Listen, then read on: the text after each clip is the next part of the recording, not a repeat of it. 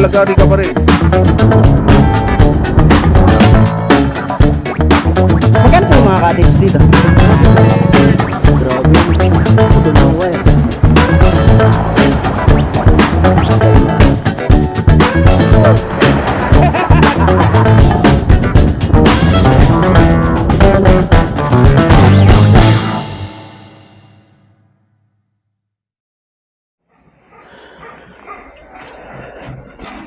Morning. Morning bro. Morning. Saan tulog? Grabe. Sobrang lamig pala dito. Parang nakatutok yung tatlong aircon. Para ka nasa loob ng rep, no? Oo nga eh. Grabe yung lamig dito kagabi. Tapos lalo ng madaling araw. Ang ano? Ang tindi ng lamig. Naka tatlong ano na yan ha. Oh. Nagdoble na nga ako eh. Oh, tatlong patong damit na. Tapos yung medyas ko. Eh, naka-medyas pa ako. Tapos meron pa ako balaklava na nakaano sa may tenga para hindi pasukan ng lamig. Sobrang lamig dito kagabi.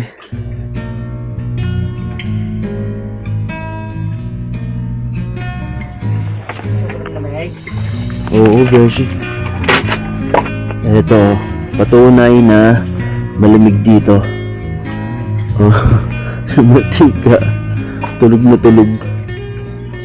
Yan yung kalan dito. Talagang yung mga typical na ano pagkagatong. So ngayong araw, panibagong episode. Andito pa rin tayo sa Nueva Vizcaya. So mag-adventure tayo dito, mag-iikot-ikot pa rin tayo dito. Abangan nyo kung saan tayo pupunta ngayong araw. Okay?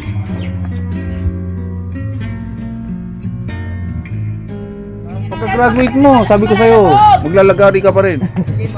Hindi mo ano yung mga science na yan.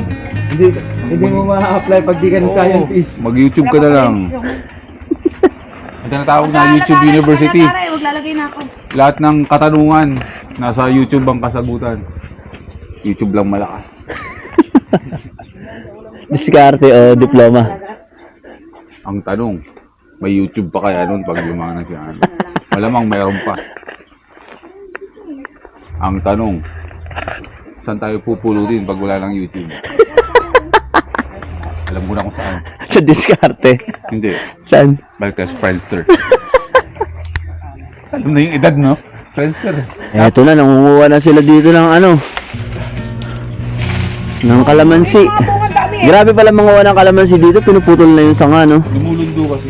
Oo. Uwilahin! Matatanggal ang Ayun, sanga-sanga na yung tinatanggal dito pag nangunguha. Parang hindi na yung kalamansi, parang dalang hita na yun, dalaki, oh. Ere yung gawa namin panungkit ni John Pax, pang 5 minutes scrap. Oh. Oh, di ba? Ano yan, bro? Paglabas nung ano niyan, yung nasungkit. Magkano yan? Tubo to. Oh. Magaganong ka na lang. Ah, inumin na lang. Magaling pala yung invention natin, no? Sa kumakatas ba yan? Oh, bro. Ano to? Galing. Oh. Kaya pag may nasamang dahon, kasama rin natin ang dahon. Kasama sa katas. Oo. Astig pala yung sungkit mo na yun, eh. Kaso kailangan ng ano. Hindi, ganyan daw yung bibigay ko sa bibili ng siomay. Sila napipitas dyan. Dala-dala yan ni Hana dun sa school. Attend ka na namin yung LP. Para fresh makarating. Makita nila na talagang bagong pitas. Sila ang pumitas. Hana, no? Ana, nasa kayo kalamansi nyo Pala na kayo dyan, ha? Fresh yan. Bale itong farm, Mm. nakaka-reason na rin natin to sa agriculture. Mm. May suporta na ng gobyerno dito para sa ating mga makinarya na gagamitin sa pagtanim at pag-harvest ng mga kalamansi. Produkto. Mm. Ang goal dito is hindi lang tayo mag-stay sa kalamansian. Oh, ano Gagawin to? natin ng rancho. Rancho? Ah, atin na. Nang Unggoy. Ito, oo. para mahirap alagaan. Ay, kakagulo. Pero healthy unggoys. Alam niyo kung bakit? Bakit? Kasi ito lang yung magiging farm na may rancho ng unggoy. Mm. Pero healthy, matataas sa mga immune system ng mga unggoy. Bakit? Alam mo ba? Dahil sa mga citrus na mga nakatanim dito sa farm. Ah, yun pala yun. Purpose nun. So, may mga bisita, magugulat sila, nakikita nila may mga umuuyang unggoy ng kalamansi. Mm. normal habit lang talaga ng mga unggoy. Hindi na saging. Oo. Kalamansi na. Dito naman po, ano yung mga ginagawa nyo dito? Ditong department, ito naman yung pag-process ng mga citrus ba na harvest ng mga in-import natin ng mga farmers Ayan. sa iba't ibang sulok ng Pilipinas. Mm. Sila mga tribo yan. Tribo po to. Anong tribo po yan? Ito tribulante. Tribo lang. Tapos ito ay wag na nang bibiruin yan kasi may-ari ng farm yan. Okay po. Madam, makikiano lang po kami, video lang po Ito, pinaprocess yan, hinuhugasan, nilalagyan ng tubig, pero yung tubig na ginagamit dyan, hindi siya ordinary yung tubig na nanggagaling sa gripo. Saan po galing yan? Holy water. Holy water. Nanggagaling pa ng Jerusalem. Ini-import pa yan dito. Ang layo pala nung ano yan. Pagkatapos niyan, ipapasok natin yan sa machine. Pero hindi na kita madadala sa loob ng machine kasi medyo Bawal. bawal ang Bawal ipakita po. yun. Okay po, sige. Kasi alam nyo naman ngayon, diba, sa negosyo, once na may nakitang bago sa'yo at nag-progress ang iyong negosyo, gagayahin ka. Tama. Oo. Kaya yung mga machineries namin, kapag tapos gumamit, pinipindot lang namin yun from big machines. Pag pinindot mo yun, delete yun. Tapos bubulsa lang yun ng mga nagpapatakbo ng makinarya. Iiwan sa gwardya. Ganun. Tapos kinabukasan, kunin sa gwardya, ihahampas ng gano'n. Lalaki na naman yung mga machines. Parang kilago ko yung capsule. Ganun. Dito naman. Ano po yan? Ito naman yung gasol na walang laman. Pero hindi namin problema dito yung gasol. Kasi nga, meron kami ditong source of gas na kung saan nanggagaling sa mga dumi ng mga hayop. Hindi namin yun tinatapon kung saan. Para sa environment. Ginagawang methane. Methane ba tawag doon? Methane gas. Ayun. Yun, lahat dito organic. So, wala nagpapanik. So don't panic, it's organic. Okay. So, biyahe na tayo ngayon. Ang pupuntahan daw namin ngayong araw is yung paddle. Doon sa may paddle bridge. So, ito yung isa sa pinuntahan nila dito. Kaya ngayon, titingnan natin. So, tingnan natin kung ano yung mga meron I dito. know that I haven't been who I was. I am supposed to be the one you can trust. I feel so useless cause I let you down. Good morning! I hope there's some way I ganda ng mga can make bundok it talaga dito. alright. Cause I know that you deserve much more than this. If you give me one more chance, I swear I'll try my best to always be there. And I want you to know that I'm lost without you. I'm not without you. I hope I can show what you mean to me. Cause I don't know what to do if you go.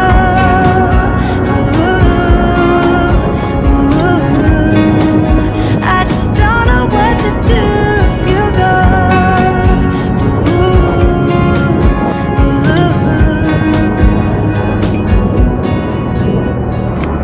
I've been so sad. Grabe, sobrang nakakatuwa yung ganda ng view dito sa papunta dun sa paddle. Ayun, palibot talaga ng mga bundok dito. Saka ng mga taniman. Ganda sa mata. Green na green yung paligid, Grabe.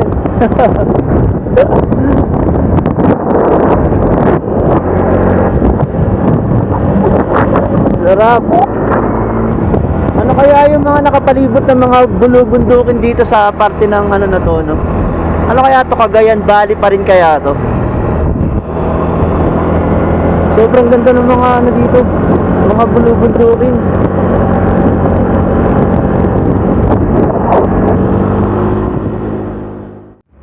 Okay, nandito na tayo sa paddle bridge. Ito pala yung paddle bridge. Ayun, may falls dun sa baba. May mga cottage din. Ganda ng view dito, ilog. Bumaba yata sila dito.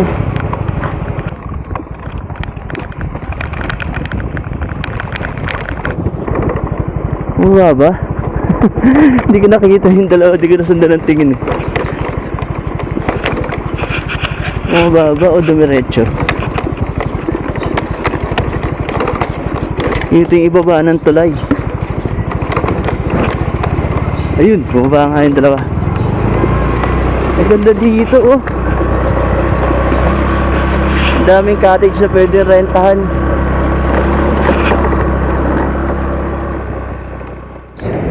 Tingnan nyo naman kung gaano kaganda yung waterfalls dito sa may ilog or batis. Ayan oh. Tama ba? Waterfalls pa ba tawag dito? Ang ganda oh. Ang haba ng ano. Parang dike. Sarap maligo. Parang gusto ko maligo kaagad dito. Ang linis ng tubig oh. Tapos ayun yung tulay. Ayan oh. Ang ganda. Solid no. Sa gilid din siya nitong pinakaburol.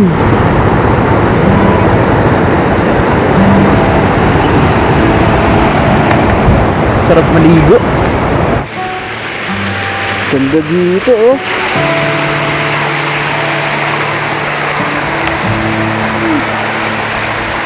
Lamig ng tubig.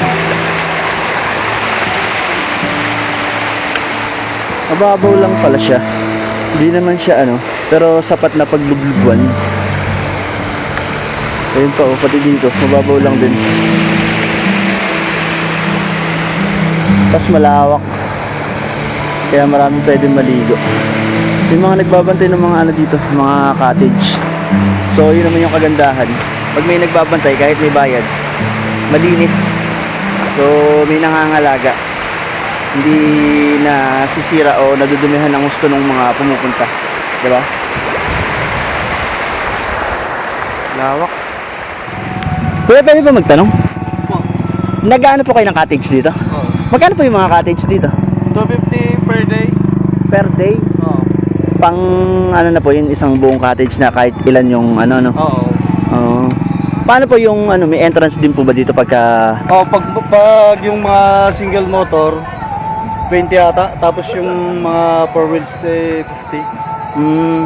Yun lang po, bali pinaka-parking lang, yung bayad sa Wala nang parking. ilog. Wala po. Wala na. Tapos, kung lang, yun lang. Pinaka-entrance lang po yun pala. Entrance na cottage lang. Tapos, yun na lang po, cottage saka entrance na lang babayaran. Oo. Okay po. Sige po, thank you po, no? Okay. Ayan, dam po to, no? Dam. Oo. Tama nga po. Salamat pa. Okay. Okay, so ayun, pagka gusto nyo pumunta dito, yun yung mga pwede nyo ihanda na budget.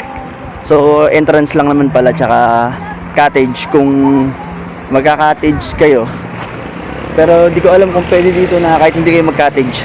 Pero mukhang pwede naman. Mag-ano lang kayo dyan sa mga gilid dito, kung saan lilim. Pwede na yun. Tapos, kung hindi naman kayo magtatagal, di kain, ligo. Tapos, ayun na. Alis na, di ba? Ito yung mga cottage sila dito, oh. Kasya dito mga ano, mga 10 to 15 sa cottage na to. Okay, syempre, ligo na tayo dito. Ito yung chance.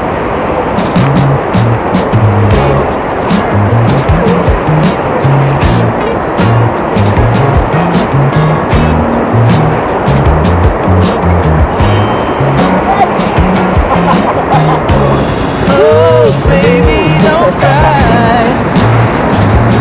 'Cause there's always tomorrow. Yeah. Oh, if I could fly,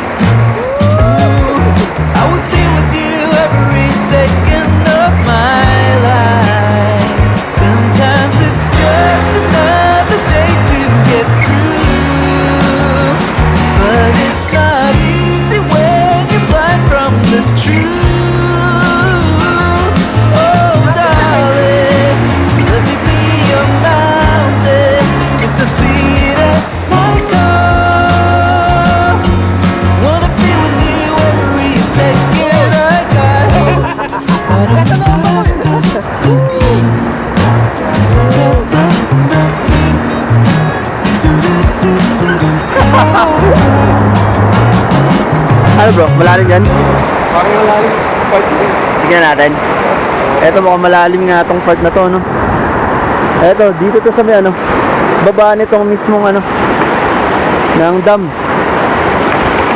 Wala naman kayang nanghihila dito? Wala naman. Baka mamaya bigla tayong higupin dito. Hindi, wala namang ano yung umiikot, di ba? Kain dyan eh. Oo. Mukhang malalim nga to, bro, ah. Oh. Hanggang hita na kagad dito. Yun, no?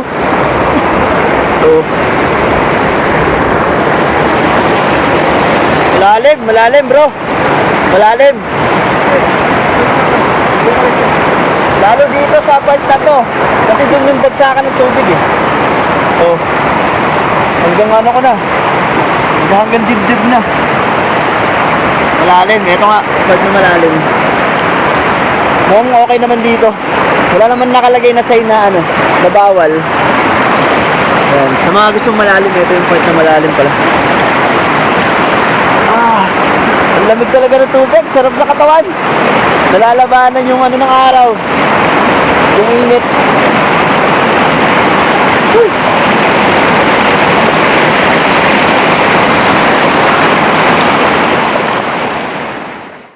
Grabe, solid dito. Maliligo ka pagkatapos ganito kagandang view yung makikita mo sa paligid. Di ba? Paikot yung ano niya. Ganda ng view dito. Sulit dito, sulit. Mura na yan. Magkano lang yung entrance, tapos yung cottage, magkano lang. Pero ganito naman kaganda yung papaliguan mo. Hindi pa masyadong maano ng mga tao. Kumbaga, ewan ko lang ha. So parang ganun. Uy!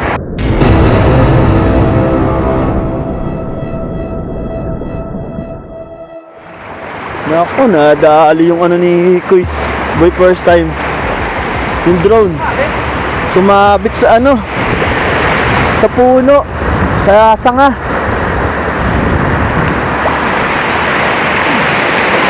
Okay yung gimbal? Ay, dali din.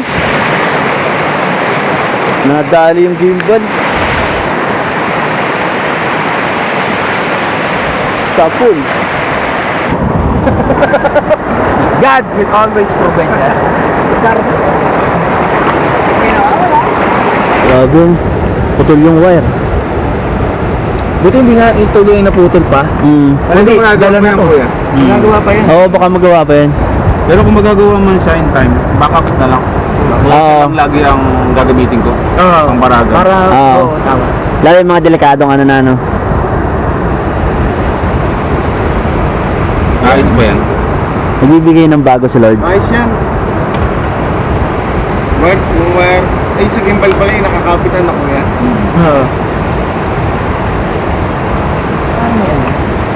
Sulit na din naman yan eh. Binibili ko kayo. Tagal na, no? Saka hindi siya umusok. Ha? Magandang senyales yun na hindi nasira ang motherboard niya. Eto, baka ano lang to ng wire, panibago eh. Motherboard pala. Motherboard. Motherboard, isa lang ba yun? Okay, so yan. Tapos na kaming maligo dito. At kung gusto nyo itong puntahan mga kaalabok, eh dito to sa Barangay Darugba, dito sa Quezon, Nueva Vizcaya. Ayan. Okay dito, sobrang ganda dito.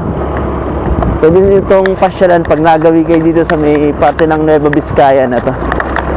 Solid. Ganda ng lugar.